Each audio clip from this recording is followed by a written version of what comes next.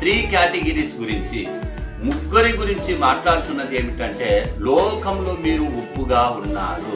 ఉప్పు అన్ని పదార్థాల్లో కలిసిపోతుంది, కరిగిపోతుంది.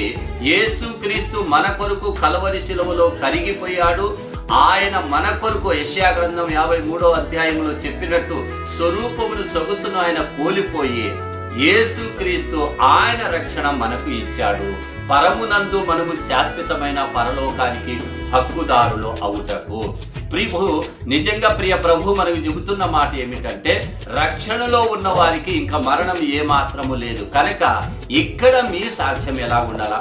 ఉప్పు వేసినట్టు ఉండాలా, మీ సంభాషణ ఉప్పు వేసినట్టు ఉండాలని పౌలు కూడా ఇదే మాటను మనకు వివరిస్తున్నట్టు మనము చూస్తున్నాం. కనుక ఉప్పు ఎలాగా కరిగిపోతుందో, కలిసిపోతుందో, ప్రభు కొరకు మనము నిజంగా అది సువార్త విషయం కావచ్చు, సంఘ పని కావచ్చు, మనం ఆయన